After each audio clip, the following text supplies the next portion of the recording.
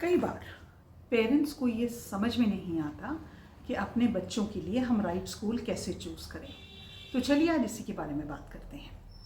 सबसे पहला पॉइंट अपने बच्चे के स्कूल को चूज़ करने के लिए है, आपको ये सोचना चाहिए कि आपका बच्चा कौन सी क्लास में है। अगर तो आपका बच्चा 5th स्टैंडर्ड से नीचे की क्लास में है तो आपको ये देखने की ज़रूरत है कि स्कूल में इंग्लिश में बात होती है, स्कूल में कितने बच्चे हैं, पर टीचर चाइल्ड रेशो क्या है, मतलब एक क्लास में कितने बच्चे हैं और कितनी टीचर्स हैं। कई स्कूलों में अगर 30 बच्चे हैं तो 2 टीचर्स होती हैं, कई स्कूलों में 40 बच्चों पे भी एक ही टीचर होती है। तो अगर क्लास 5th से नीचे क्लास में आपका बच्चा है सो ज़्यादा उस पर फोकस करने की ज़रूरत है कि एक स्कूल का एनवायरनमेंट कैसा है, is it an English speaking school और it's a Hindi medium school, और बच्चों का रेशो क्या है।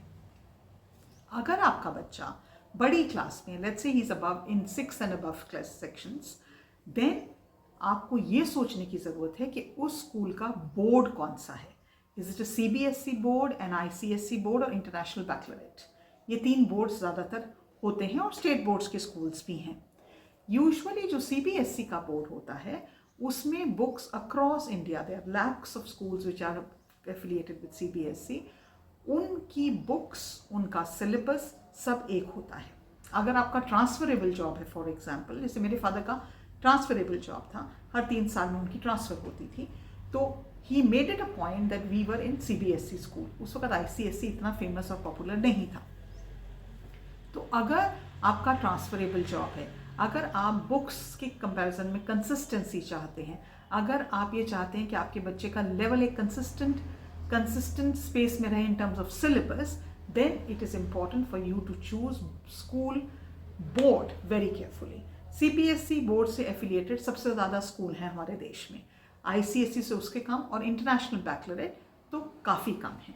एंड उसी हिसाब से जो फीस स्ट्रक्चर है उसको भी हम कंसिडर कर सकते हैं जब हम अपने बच्चे का स्कूल चूज़ करें। यूजुअली सेंट्रल बोर्ड के जितने सेंट्रल स्कूल्स हैं इंडिया में, उनके सारा फीस स्ट्रक्चर काफ़ी नॉमिनल रहता है। कई प्राइवेट स्कूल्स भी हैं जिनका CBSE से एफिलिएशन है, लेकिन क्योंकि वो प्राइवेट स्कूल्स हैं तो उनका फीस स्ट्रक्चर ज़्यादा होता है। And of course ICSE comparatively and international baccalaureate of course उनकी फीस स्ट्रक्चर तो बहुत हाई जाते हैं।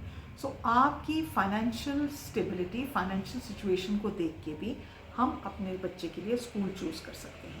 थर्ड पॉइंट जो हमें बहुत ध्यान रखना पड़ता है जब हम अपने बच्चों का स्कूल चूज़ कर रहे हैं वो ये है कि उस स्कूल का हमारे घर से कितना डिस्टेंस है।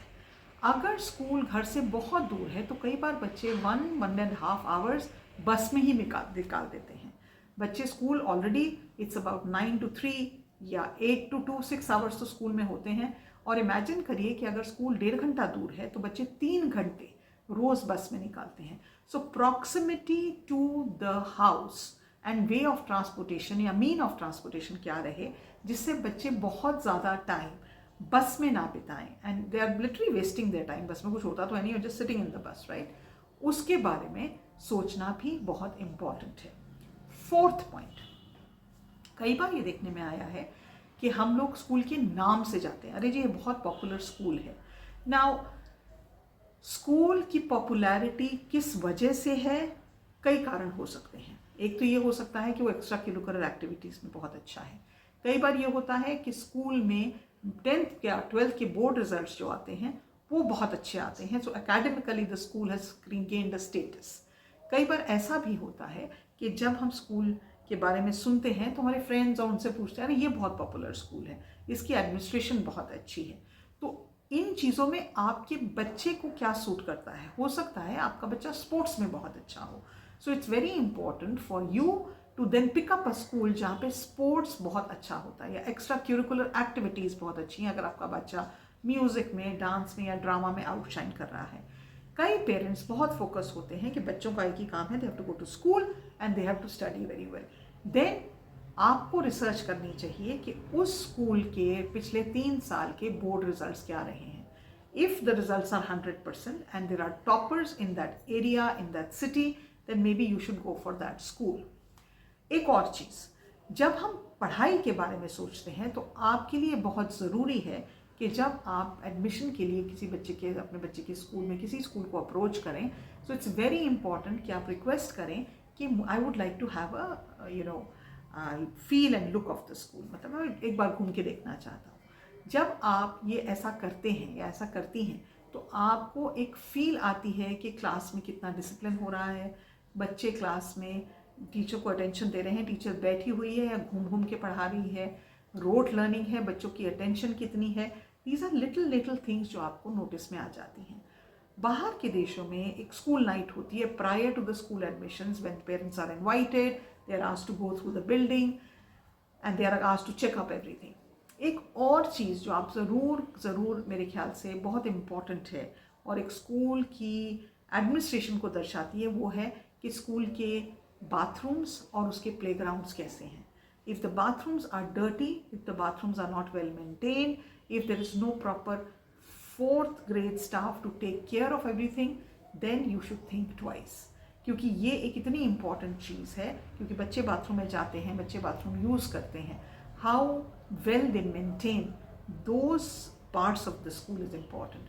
प्लेग्राउंड्स कैसे हैं, कितनी गेम्स खिलाई जाती हैं, are there sports like there is a cricket ground, there is a basketball court, there is a table tennis court, what are the facilities available for the children in terms of the playground and how clean are the bathrooms. Last but not the least, एक visit library का बहुत ज़रूरी है। अगर कोई school अपनी library में books रख रहा है और डिजिटल रिसोर्सेज रख रहा है, that means the school is very committed to the learning skills of the children. वो उनको एक ऐसा एनवायरनमेंट प्रदान कर रहे हैं, एक ऐसी प्लेटफॉर्म प्रदान कर रहे हैं कि पढ़ाई के अलावा बच्चे बुक्स रेंट कर सकते हैं, they are computers, they can do their research, there is a computer department that helps them with the research, they have tons of digital resources. क्योंकि आजकल कई स्कूल्स बुक्स ना लेके they subscribe to magazines online, they subscribe to books online, they subscribe to international libraries online. उस पर भी focus करना बहुत ज़्यादा ज़रूरी है। Last but not the least, बहुत इम्पॉर्टेंट रहता है कि जब हम अपने बच्चों के लिए स्कूल चूज़ करते हैं तो हम इस बात पे ध्यान दें कि बच्चे जो वहाँ पे घूम रहे हैं या फिर रहे हैं या ब्रेक टाइम में बच्चे आपस में कैसे बात कर रहे हैं, what is the language they are using. एक मुझे याद है, एक बार मेरे कोई क्लाइंट थे, उनके अपने बच्चे का स्कूल चूज़ करने के लिए उनको सब कुछ अच्छा लगा, और जब वो स्कूल वगैरह देख के बाहर जा रहे थे तो रिसेस का टाइम था। जब रिसेस का टाइम था तो बच्चे प्लेग्राउंड में थे और स्कूल का बिल्डिंग ऐसा था कि स्कूल की एंट्रेंस थी, फिर प्लेग्राउंड था और फिर स्कूल की बिल्डिंग थी। सो स्कूल से निकलने के लिए उनको प्लेग्राउंड क्रॉस करना था। वो पेरेंट्स इतने शॉक्ड हो गए क्योंकि कोई भी बच्चा बिना गाली के बात ही नहीं कर रहा था। All the children that they saw in the playground at that time, they were shouting, screaming and abusive language use कर रहे थे। एक उस पर्टिकुलर पॉइंट पे उन्होंने डिसाइड किया कि वो अपने बच्चे को उस स्कूल में एडमिशन नहीं दिलाएंगे। तो ये कुछ पॉइंट्स हैं, अगर हम इन पे बहुत ध्यान से रिसर्च करें, हम इन पे टाइम लगाएं, so then it is easier for us to make the right choice for our children's school. क्योंकि कई बार ऐसा होता है, अगर हम एक ही शहर में रहते हैं तो बच्चा फर्स्ट स्टैंडर्ड में एडमिशन लेता है और 12th के बाद ही निकलता है।